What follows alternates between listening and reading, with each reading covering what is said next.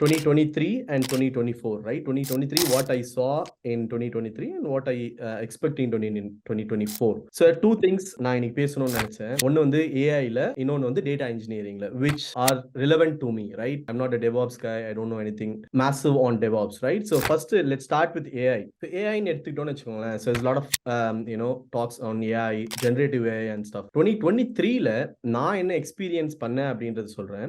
One thing வந்து generative AI அப்படின்னு எடுத்தோம் அப்படின்னா வந்து ஓப்பன் ஏஐல சாட் ஜிபிடி இருக்கு இல்லையா? So everyone would have use ChatGPT. ChatGPT has help me like massive in terms of I don't know, you guys would have interacted இல்லையா? நான் வந்து chat GPT 3 use பண்ணேன், அதுக்கப்புறம் chat GPT 4 use பண்ணிட்டு இருக்கேன். Chat GPT 4 start பண்ணப்பல இருந்து it accelerated sort of my journey, right? நான் வந்து ஒரு இமெயில் அடிக்கணும்னாலும் சரி, ஒரு லீகல் கன்சர்ன் ஒன்று இருக்கு, நான் வந்து ஒரு எம்ப்ளாயர் ரிலேஷன்ஷிப் வந்து டிஸ்கஸ் பண்ணணும் அப்படின்னாலும் எல்லா ஆங்கிள்லயுமே வந்து help பண்ணுது. So that was a mind blowing for me in 2023, which happened to me, and I'm massively grateful for that.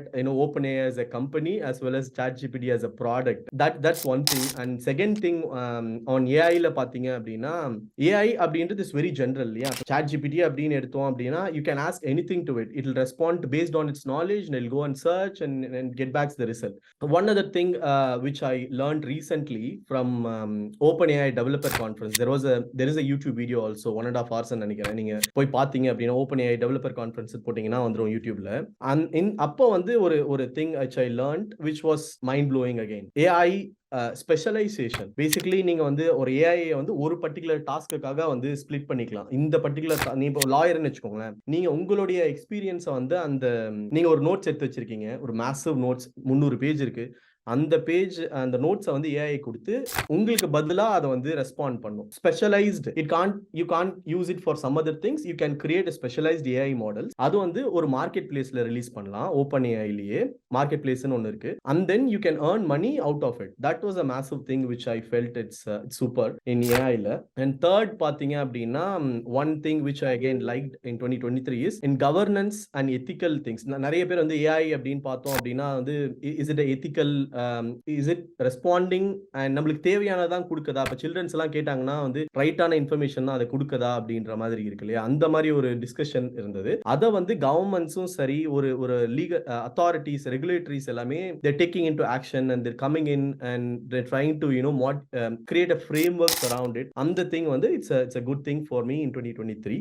AI again, tell me if I'm taking a lot of time, stop me if you want me to stop, yeah, because I'll keep talking if I start talking, yeah.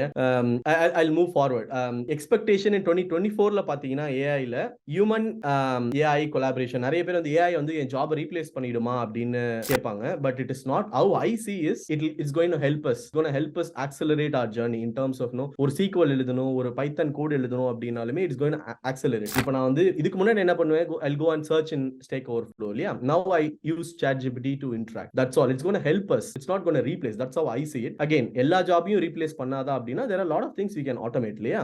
You don't need human to be in there. So that is also possible. And one other thing which I expect and I wish it's there is quantum AI. Quantum computing அப்படின்றது எல்லாருக்குமே தெரியும். It's a fast processing இல்லையா? Fast processing engine இப்போ இருக்கிறதுக்குன்னா எல்லாமே it's massive. And AI வந்து quantum computingல வச்சு run பண்ணோம் அப்படின்னா it's even faster and better. That I expect it will be there, or maybe in near future it will be there.